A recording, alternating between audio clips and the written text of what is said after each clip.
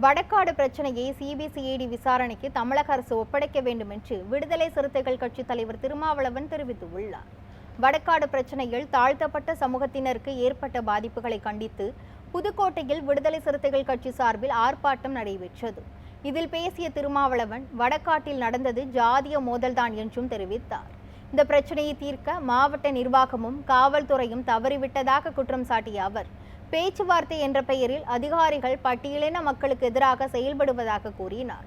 வடக்காடு வழக்கை சிபிசிஐடி விசாரணைக்கு ஒப்படைக்க வேண்டும் என்றும் திருமாவளவன் வலியுறுத்தினார். 8 லட்சம் ஆண்டுக்கு வருமானம் வந்தாலும் அவன் வீட்டு பிள்ளைக்கு இடஒதுக்கீடு கிடைக்கணும், ஸ்காலர்ஷிப் கிடைக்கணும் என்று சொன்ன இயக்கம் மன்மோகன் சிங்கிடம் போய் கடிதம் கொடுத்தவன் திருமாவளவன். விடுதலை சிறுத்தைகள் கட்சி ஓபிசிக்கு எதிரானவர்கள் இல்லை. திருமாவளவன் கொடுத்த மனுவை ஏற்றுக்கொண்ட மன்மோகன் சிங் பிரதமர் அவர்கள் அதன் பிறகு அந்த வருமான வரம்பை 4.5 லட்சமாக உயர்த்தினார். அதனால் இன்னைக்கு லட்சக்கணக்கான ஓபிசி குடும்பங்களை சார்ந்த பிள்ளைகள் பயன்பெறுகிறார்கள். அதே மாதிரி மருத்துவ கல்வி படிக்கிறதுல ஆல் இந்தியா கோட்டான்னு ஒரு கோட்டா இருக்கு. ஆல் இந்தியா கோட்டானா என்னன்னா, ஒரு மெடிக்கல் காலேஜில் 100 இடம் இருக்கு. அந்த 100 இடத்துல 15 இடத்தை டெல்லி அரசாங்கத்துக்கு கொடுத்துக்கணும்.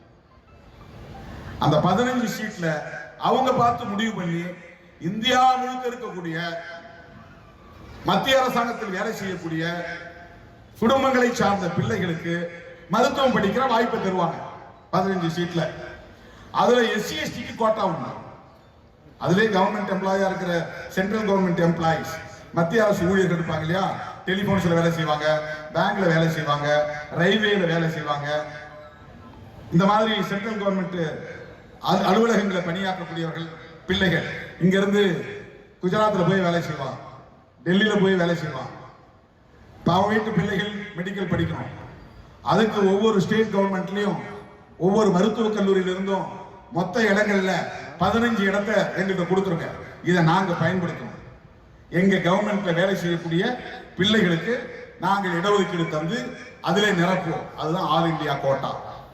அந்த 15%ல SC ST மக்களுக்கு 22% இடத்தை SC ST மக்களுக்கு கோட்டா அடிப்படையில் ஒதுக்கினாங்க. ஓபிசிக்கு அதில் இடஒதுக்கீடு இல்லை. அதை கண்டுபிடித்த இயக்கம் விடுதலை சிறுத்தைகள் கட்சி. அதற்காக போராட்டம் நடத்திய இயக்கம் விடுதலை சிறுத்தைகள் கட்சி. அதன் பிறகு அந்த கோட்டாவில் இடம் கேட்டு விடுதலை சிறுத்தைகள் உச்ச நீதிமன்றத்தில் வழக்கு தொடுத்தோம். திமுகவும் அதுக்கு பிறகு வழக்கு தொடுத்தாங்க. இப்ப சுப்ரீம் கோர்ட் ஆர்டர் போட்டு ஓபிசிக்கு ஆல் இந்தியா கோட்டாவில் இடஒதுக்கீடு கிடைத்திருக்கிறது. இதை முன்னெடுத்த இயக்கம் விடுதலை சிறுத்தைகள் கட்சி. முத்தரையர் உட்பட அனைவரும் அதில் பயன்பெறக்கூடிய ஒரு வாய்ப்பை இன்றைக்கு நாம் ஏற்படுத்தி தந்திருக்கிறோம். பல சமூகங்களை சார்ந்த பெண்கள் பாதிக்கப்படுகிறார்கள். அதற்காக நாம் போராடுகிறோம். ஒரு நாடும் விடுதலை சிறுத்தைகள் கட்சி தலித் அல்லாத பிற சமூகங்களை எதிரியாக பார்த்ததில்லை, எதிராக நிறுத்தியதில்லை. வடகாடு சம்பவத்தில் ஈடுபட்டவர்கள் சிலர், குறிப்பிட்ட சிலர், 2000 குடும்பங்கள் கிடையாது. எல்லோருக்கும் அப்படி ஒரு எதிர்ப்பு மனோநிலை இருக்கிறது என்று சொல்ல மாட்டோம். ஜனநாயக சக்திகள் உண்டு, மனிதநேயம் உள்ளவர்கள் உண்டு, சமூக நல்லிணக்கத்தை விரும்புகிறவர்கள் உண்டு. காவல்துறையிலும் அப்படி நல்ல அதிகாரிகள் உண்டு, வருவாய்த்துறையிலும் அப்படி நல்ல அதிகாரிகள் உண்டு, நீதித்துறையிலும் அப்படி நல்ல அதிகாரிகள் உண்டு. ஆனால் சாதியவாதத்தோடு செயல்படக்கூடியவர்களை தான் நாம் விமர்சிக்கிறோம், கண்டிக்கிறோம். எனவே வடகாடு சம்பவம் 2 குடிபோதையில் இருந்த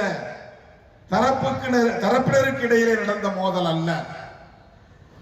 அடைக்கலம் காத்த ஐயனார் கோவிலை ஆதி திராவிடர்கள் பயன்படுத்துவதை பொறுத்துக் கொள்ள முடியாமல் அதிலிருந்து உருவான பிரச்சனை தான்.